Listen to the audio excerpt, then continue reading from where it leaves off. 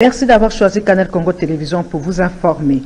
Le chef de l'État, Félix-Antoine Tshisekedi, a présidé ce vendredi le 122e Conseil des ministres pour la revue hebdomadaire des dossiers urgents du pays, une première réunion depuis son investiture. Nous y reviendrons. Une délégation d'une trentaine d'ambassadeurs extraordinaires et plénipotentiaires congolais en poste à l'étranger ont été reçus jeudi dans la soirée à la Cité de l'Union africaine. Le chef de l'État leur a exprimé sa volonté réelle de mettre les ambassades et les diplomates dans de meilleures conditions afin de défendre les couleurs du pays. Ainsi, il y aura un programme de réhabilitation et modernisation des ambassades et chancelleries, là où il y a un programme d'acquisition où ils sont locataires et un programme de construction dans les pays où ils ont des terrains assez vastes, a précisé l'ambassadeur de la RDC en Chine au sortir de l'audience. Les forces armées de la République démocratique du Congo accusent les rebelles du M23 d'avoir dirigé des raids contre les habitations des civils dans la cité de Mweso, territoire de Massissi, faisant 19 morts et 27 blessés. Suivez à ce sujet le lieutenant-colonel Njike Kaiko.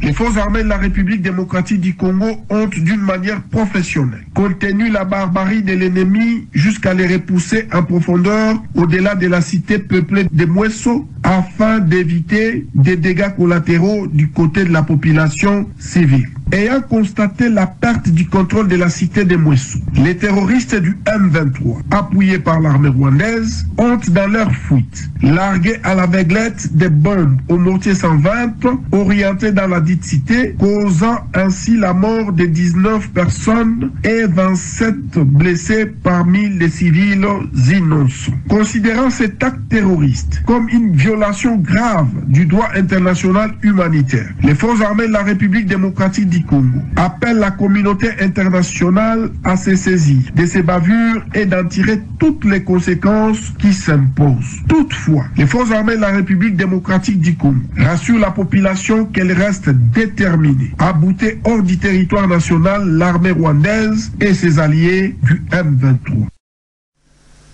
Et des réactions au sujet du massacre de Mweso, le porte-parole de l'ACR, Joseph Kajingulu, appelle à l'accélération de l'applicabilité de la loi sur la programmation militaire afin de bouter dehors ses ennemis de la RDC. Il a dit au micro de Maxime Makab. Je demande une chose. Réagissons au massacre de plusieurs civils à la cité de Mweso, au nord Kivu, par le rebelle du M23, appuyé par l'armée rwandaise. Le porte-parole de l'ACR, Joseph Kajingulu, d'indiquer que la situation de l'Est démontre l'engagement de tout un peuple. Cela veut dire un bon choix, d'abord du Premier ministre, du ministre de la Défense, comme celui qui est là actuellement, Jean-Pierre Ngombo. Il est à sa place. C'est la personne qui se connaît à la matière. Si on peut faire de lui Premier ministre, il pourra encore renforcer cet aspect des choses. Ce qui se passe à l'Est de la République, retenons que c'est une question et citation qui n'est pas seulement entre le Congo et le Rwanda. Le Rwanda est secondé par les puissances du monde, justement à cause de la richesse de la RDC. Parce qu'aujourd'hui, vous apprenez le rapport, que le Rwanda est sorti le premier producteur du cobalt, du coltan, pendant que dans son sous-sol, c'est 0,0. C'est ainsi que nous encourageons les Wazalendo. Je suis le premier Wazalendo. J'encourage tous les jeunes Congolais, ici à Kinshasa, chez moi à Mweneditu, de rejoindre les Wazalendo. Et nous encourageons l'équipement qui est en train d'être renouvelé à tout moment dans les chefs de l'FARDC et demandons le président de la République. L'année passée, il y a eu une bonne loi depuis 1960 qu'on appellerait la loi sur la proclamation militaire. Et cette loi donne la possibilité à l'armée congolaise de bénéficier $1 milliard l'an, ce qui ferait de cette armée forte et bien équipée. Mais il y a eu même les ateliers au niveau du ministère de Défense, mais jusqu'à présent, le décaissement ne se fait pas comme il s'y doit. C'est ce que nous lançons l'appel au président de la République, au ministre du Budget, celui des Finances et celui de la Défense, d'accélérer l'applicabilité plutôt de cette loi sur la programmation militaire. Dans la province du Haut-Katanga, une dizaine de personnes sont tuées par l'épidémie de choléra au centre de formation militaire de Moura. L'origine de la maladie n'est pas encore clairement définie, comme le confirme le général Eddy Kapend, commandant de la 22e région militaire. Suivez. L'épidémie de choléra qui s'est déclarée dans notre centre d'instruction à Moura, à Kassi, où nous avons déjà enregistré une dizaine de morts parmi nos hommes en préparation. L'origine de cette maladie n'est pas encore clairement définie, mais ce qui était utile, c'était d'abord de prendre des initiatives tout à fait locales. Je demandais aux médecins du centre, la première chose, de dégager ceux qui sont malades et les mettre ailleurs, et de supposer que les non-malades ne peuvent pas les toucher. Et puis, près de 80% des propositions de loi déposées au Parlement n'ont pas été adoptées au cours de la législature 2019-2023. C'est ce qui ressort du rapport publié par l'Institut de recherche Ebouteli à travers son baromètre de l'activité parlementaire et de l'action du gouvernement. Reportage. À travers son baromètre de l'activité parlementaire et de l'action du gouvernement dénommé Talatala, le rapport de l'Institut de recherche Ebouteli note que près de 80% de propositions de loi déposées au Parlement n'ont pas été adoptées au cours de la législature 2019-2023. Dans les volets production législative, la législature passée était à la fois politiquement mouvementée et peu productive, indique l'Institut de recherche Ebouteli. Et la reconfiguration de la majorité parlementaire au boycott de l'adoption de la loi sur la répartition des sièges par les députés de l'opposition, en passant par la destitution du bureau de Janine Mabunda, du ministre de l'économie Jean-Marie Kalumba, et l'invalidation des députés abstentéistes, mais aussi l'entérinement controversé des juges de la Cour constitutionnelle, la législature 2019-2023 aura été politiquement mouvementée, affirme le rapport de l'Institut Ebouteli. Du point de vue de sa production législative, Talatala note que le plus grand nombre de propositions adoptées s'est réalisé au cours de la dernière session de septembre 2023. Durant le 27 mois de session ordinaire, l'Assemblée nationale n'a ainsi dépassé qu'une seule fois la barre de 5 propositions de loi adoptées par session. Au cours de la législature achevée en décembre dernier, l'Assemblée nationale a adopté au total 21 propositions de loi sur 100 initiatives déposées par les députés, soit 21%, selon les décomptes établis par Talatala. Et du côté des initiatives législatives du gouvernement, 94 projets de loi ont été adoptés, sans compter les 61 prorogations de l'état des sièges instaurées depuis 2021.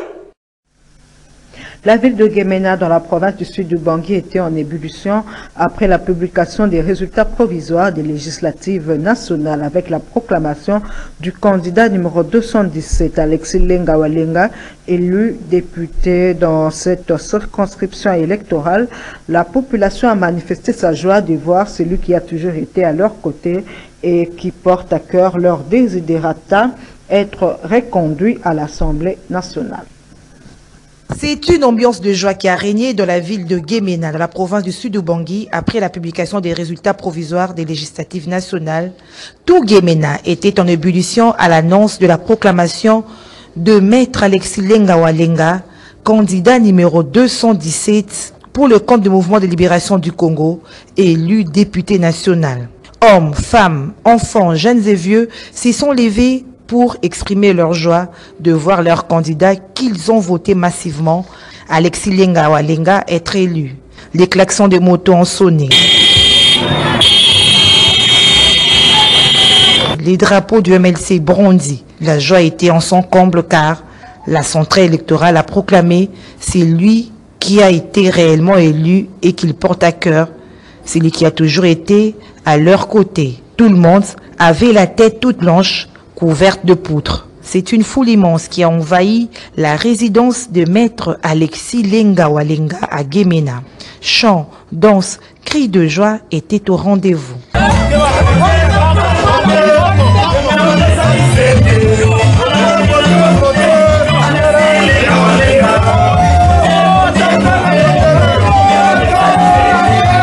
La population de Guémena a démontré à leur fils du terroir qui a toujours été à leur côté qu'elle apporte à cœur. D'où était-il nécessaire qu'il retourne à la chambre basse du Parlement pour poursuivre avec son travail de vote de loi en leur faveur, comme il a toujours fait. Viva, viva, viva, Jean-Bernard président.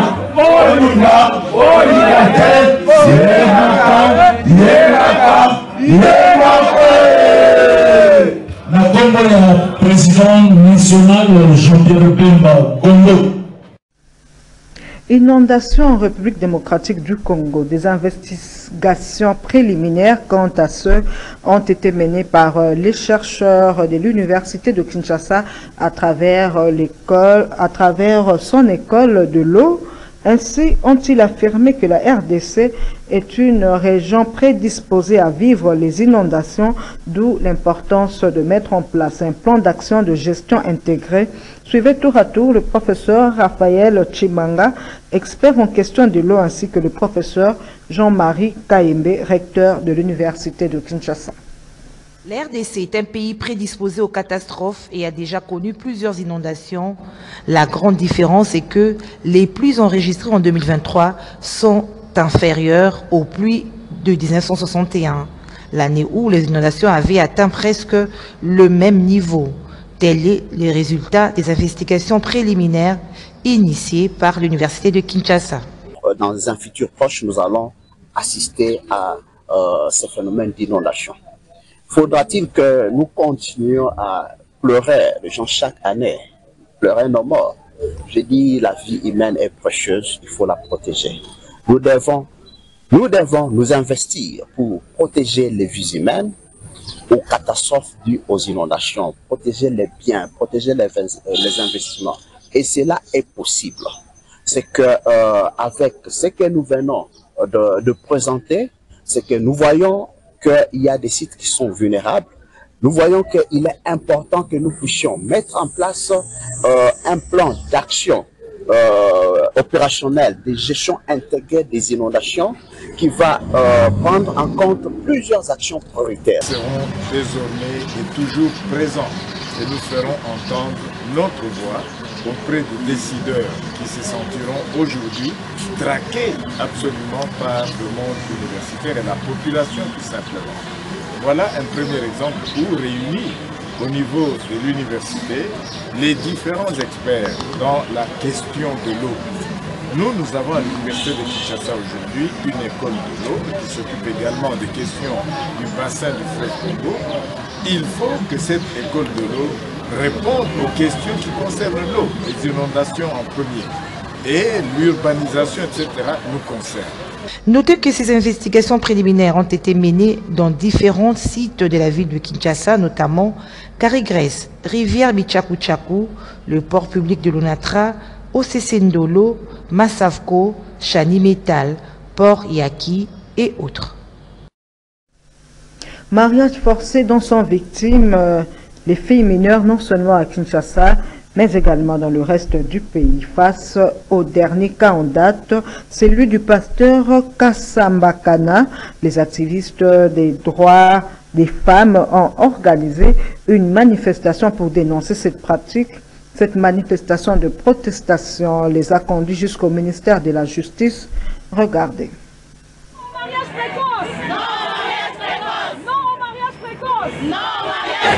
Excellence, Monsieur le Président de la République, Monsieur Félix Antoine Tshisekedi Tshilombo, nous, les mamans congolaises, les femmes congolaises, réunies au sein du cadre du groupe de pression des organisations de défense des droits des femmes, venons solliciter votre propre implication dans l'affaire du mariage forcé engagé entre le pasteur Pierre Kassambakana et la jeune adolescente Meda. Monsieur le Président de la République, en votre qualité de champion de la masculinité positive, les femmes congolaises vous interpellent. Et vous avez dit lors de votre discours d'investiture que les erreurs du passé ne doivent plus se reproduire. Voilà pourquoi nous sollicitons votre implication personnelle, Monsieur le chef de l'État, que cette affaire soit tranchée, qu'il n'y ait pas de viol. Nous dénonçons les viols, nous dénonçons le mariage précoce, nous dénonçons le mariage forcé auprès de la jeune fille. Nous sommes contre ces mariages-là. Notre présence en ces lieux est significative pour dire que En sport, les Léopards de la RDC qualifiés en 8e de finale de la CAN Côte d'Ivoire 2023 affrontent les Pharaons d'Égypte ce dimanche 28 janvier 2024. Alors, cette grande question, quels sont les secteurs que les sélectionneurs de la RDC doivent améliorer? Lola Kinyama a recueilli l'avis des Kinois. Évolution bien. Évolution bien. Normalement, les joueurs vont à 4 terrains, les joueurs vont à bas. Bon, donc biso ba congolais to fongole c'est to fongole équipe ya biso mutema tant que toi ba jouer na biso bien makambo ekene kitoko wana na to za si ba na si ke makambo ke bien to beti to leki 8e de finale to ekuta na Égypte pas à payer mutete à payer football donc la paix biso a gagner la biso to gagner donc la chance vraiment donner na Léopard na biso mais au moni yanga na lo baba elo moko vous avez beaucoup de maïleti. Tu vas dire, ah ouais, bâtir la ministre, la place la fonction par rapport à Moussa Sala, vas-y, M. Gaboulou. Bâtir le sport, ministre du sport. M. Gaboulou, moi, ça, le sport, là, il était fort. De par hasard, il a mis une chance de bien que le Mousquet a fini à la coupe. Parce que la CP, l'entraîneur, la biso, à un service, il n'y a pas, il y a beaucoup à idée. Il y a qui le part espoir et le part autre on a beaucoup de c'est perro ma case et là on mingi na senga ba congolais base la mitema ya kita ba le barate que le part et équipe attention même à la carte Cameroun c'est Cameroun na peut être pays musu pas Cameroun ba za apika na attention ils ont demandé ya football mingi ya football c'est de équipe ya mboka ba zo betama ba to za apika na attention. Bon, moi, premièrement, d'abord, étant que Congolais, nous souhaitons toujours le meilleur de mon pays. On a 3 matchs tout au c'est dans la match monté, au total pour là. On a dit que la match monté, au total gagné, mais quand même, tout ça qualifié. Donc, cela veut dire qu'entraîneur, l'équipe là, déjà dans les bonnes mesures, on a derrière moi, il faut corriger. Derrière le roi, le niveau à bataille, qui est tout ça, la bataille, mais le niveau, il y a précis, il y a précision à lui. Mais ils ont échappé par moi, donc entraîneur à nous avoir l'effort, à sur la bien à Batara, à la Sabaro, comment on ça la peau, pas à la facilité à Ochar, parce que l'île est avec l'équipe, peut à la qualifier la facilité. C'est pratiquement la fin de ce journal sur Canal Congo Télévision. Merci de votre attention soutenue.